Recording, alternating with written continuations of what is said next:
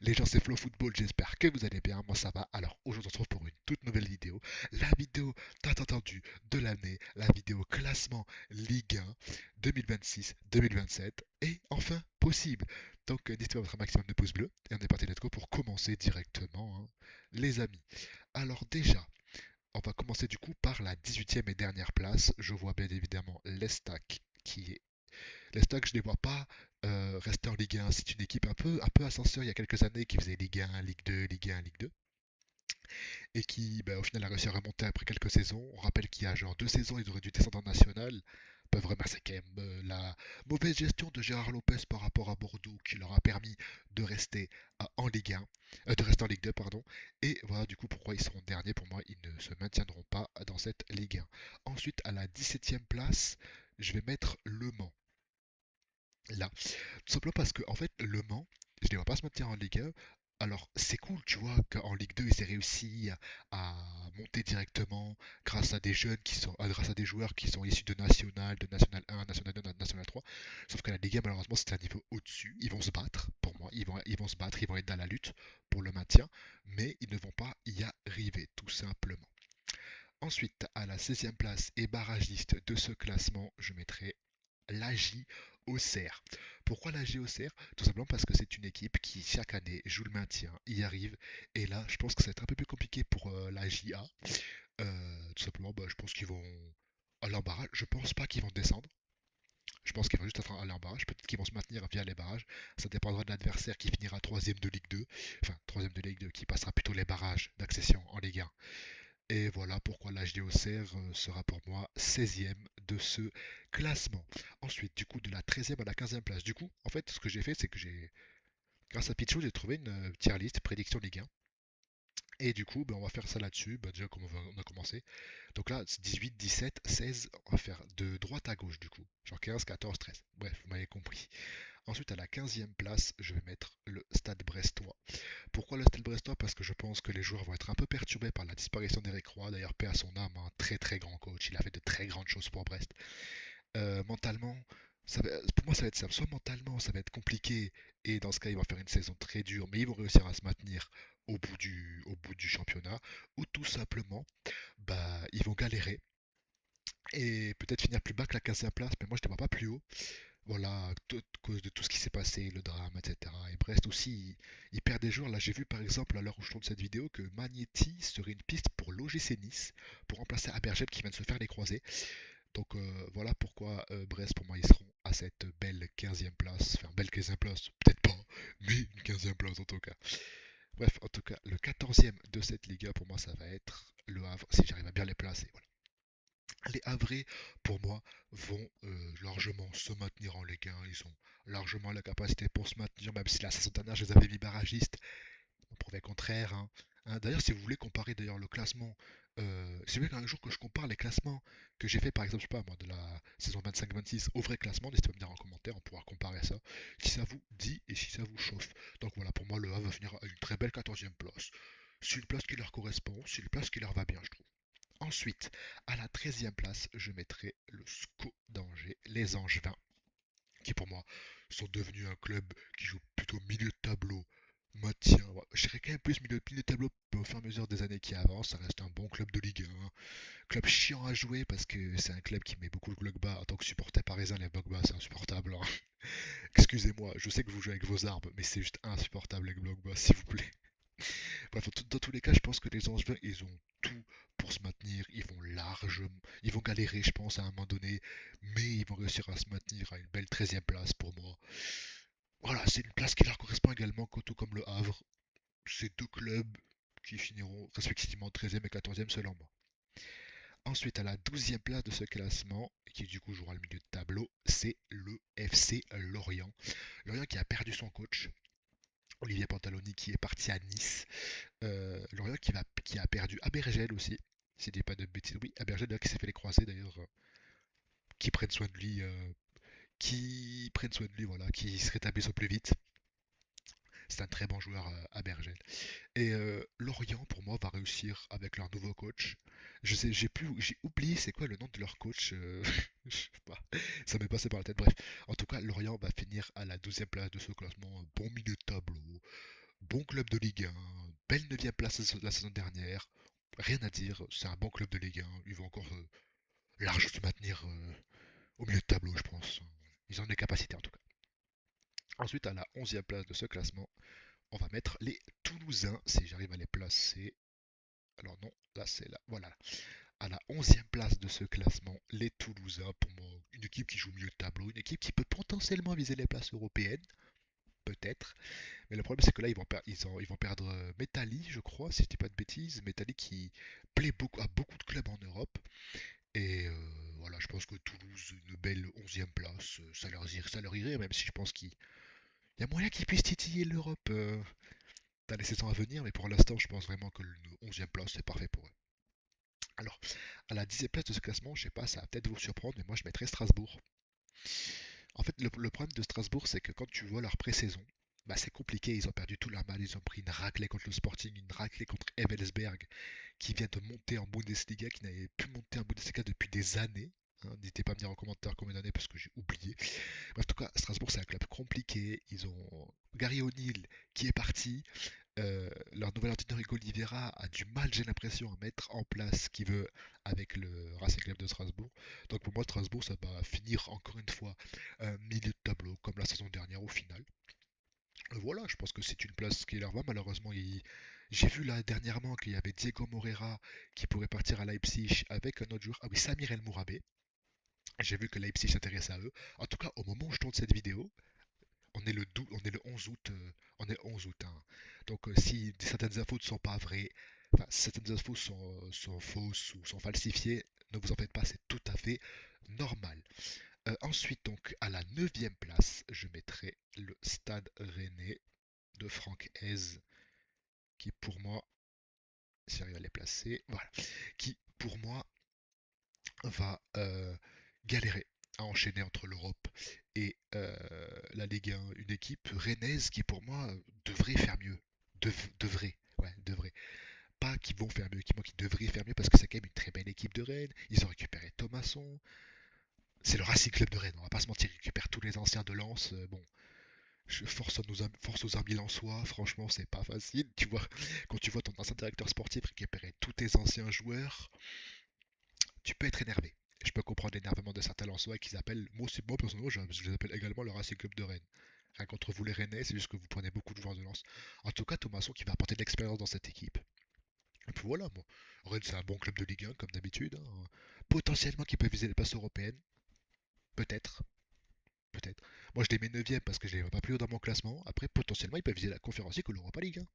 Peut-être, qui sait. On leur souhaite. Ensuite, à la 8e place, et beaucoup mieux que la saison dernière, je pense, on va mettre l'OGC Nice. Nice qui nous a quand même beaucoup déçus hein, la saison dernière. 16e place, ils ont failli descendre en Ligue 2.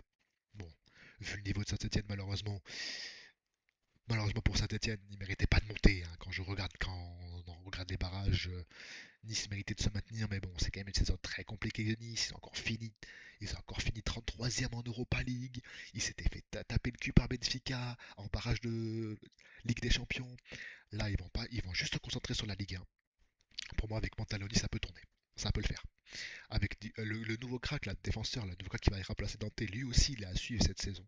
Pour moi, les Niçois, ils peuvent revenir sur le devant de la scène en finissant à cette belle 8e place.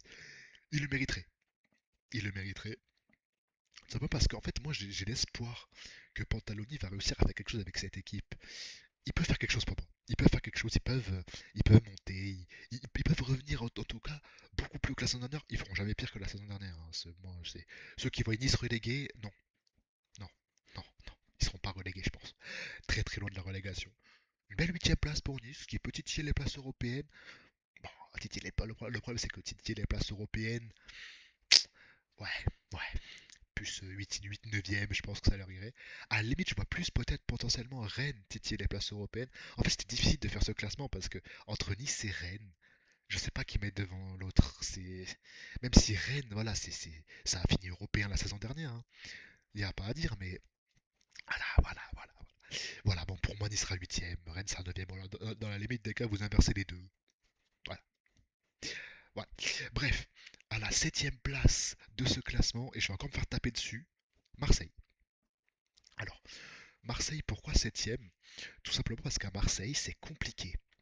Vous avez dû voir passer des Marseillais. Alors, je tiens à dire que je suis parisien, hein, mais je n'ai rien.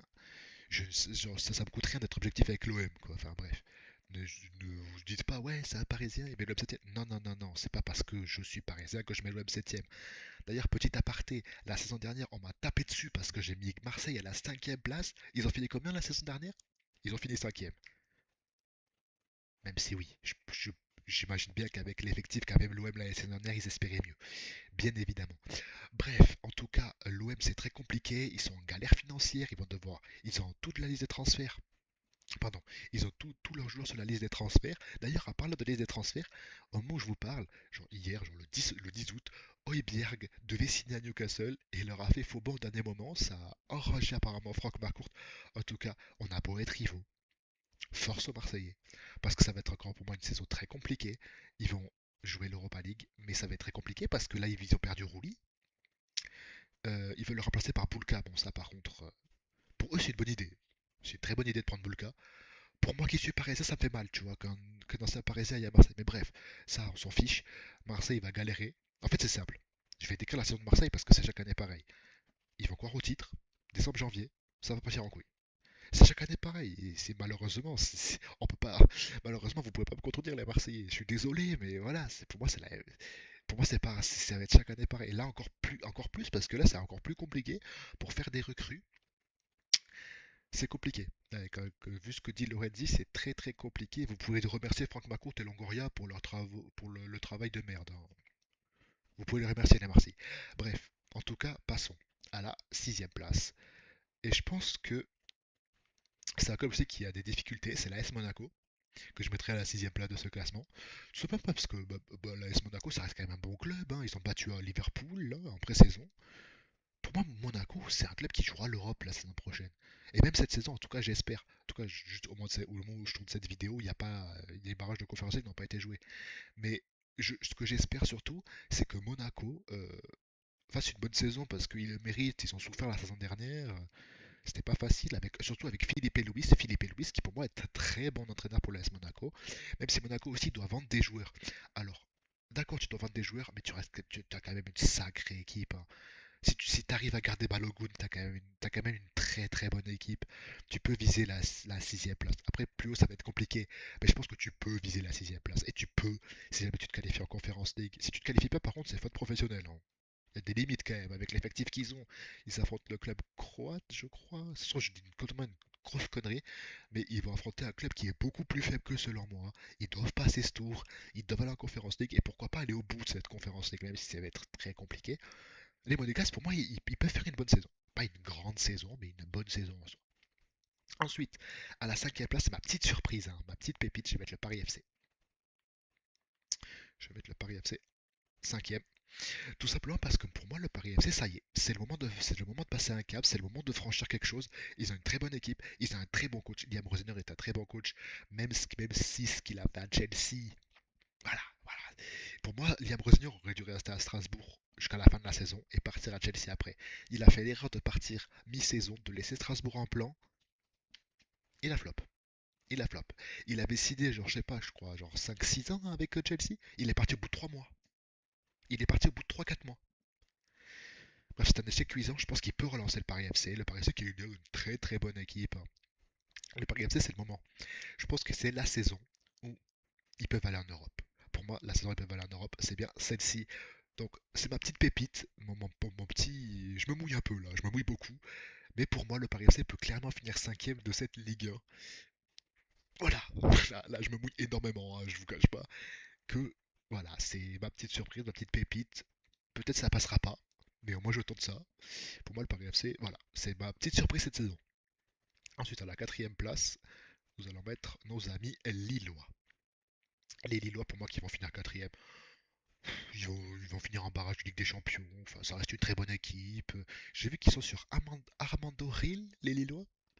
Le gardien du Paraguay, je n'aime pas. Perso, je n'aime pas après ce qu'il a fait contre l'équipe de France, mais ça reste un très bon gardien. Un gardien qui a prouvé dans la Coupe du Monde, un très bon gardien. Un gardien qui peut aider le LOSC. En fait, il y a un point d'interrogation que je ne comprends pas, c'est pourquoi prendre Ril alors que tu as déjà Hauser qui est déjà exceptionnel. Enfin, bref. En tout cas, pour moi, les Lillois, sur la continuité, ils vont se requalifier. Au moins en barrage de Ligue des Champions. C'est une très bonne équipe, une équipe solide de Ligue 1. Rien à dire de plus sur nos amis lillois. Ensuite, à la troisième place, nous allons mettre, non, pas ici, nos amis lensois. Hop là. Pour moi, Lens, ils ont tout pour enchaîner. Ils ont tout pour réussir enfin à enchaîner une deuxième saison consécutive en Europe en fait, parce que c'est bien d'aller en Europe les Lensois, mais il faut essayer d'être régulier, ce qui est très dur, je le conçois, c'est très dur. Je ne suis pas, attention, je ne suis pas débile, je sais très bien que c'est plus compliqué pour un club autre que le PSG d'aller souvent en Europe, d'être régulier, etc., etc., etc. en France, mais les Lensois ont la capacité de faire quelque chose, d'ailleurs Gagnou qui a prolongé jusqu'en 2030, ils ont juste perdu Sangaré en fait pour l'instant les Lensois. Sangaré, Thomasson et Saïd. Mais Sangaré, il peut se remplacer. Il peut se remplacer là. Il y a Titraoui, je crois, qui est venu pour le remplacer, si je dis pas de bêtises. Titraoui qui est un très très bon joueur, d'après ce que j'ai vu. Pour moi, les Lensois, ils ont tout pour refinir au moins sur le podium cette saison. À voir après. Pour moi, les Lensois finiront troisième. Voilà. Et là, encore une. Je sais pas si c'est une surprise ou quoi, mais moi, je mettrais Lyon en deuxième. Peut-être que je suis fou, mais pour moi, je mettrais Lyon en deuxième. Je mettrais nos amis lyonnais. Tout simplement parce que les Lyonnais, eh ben, ça joue. Ça joue au foot. Lyon, ça joue au foot. Même si là, à l'heure où je tourne cette vidéo, ils ont perdu la semaine dernière 2 buts à 1 contre le Sparta. Tout simplement parce que Paulo Fonseca a décidé de faire une défense à 3. Alors qu'il n'a jamais joué dans cette configuration, il a décidé de faire une défense à 3. Forcément que tu prends l'eau aussi. Si des gens ne sont pas habitués à jouer dans ce dispositif, ils vont forcément prendre l'eau. Il a l'habitude de mettre un 4 derrière. Si je dis pas de bêtises, de toute façon, j'ai une énorme bêtise. Les Lyonnais, corrigez-moi, mais voilà. Pour moi, Lyon peut nous titiller pour le titre. Je vais être honnête. Parce que vous imaginez bien que voilà, PSG, c'est ici. Voilà. Mais Lyon a tout pour nous titiller. Pour moi, Lyon peut nous titiller pour le titre. Parce qu'ils sont triants à jouer. Parce qu'ils ont une très bonne équipe.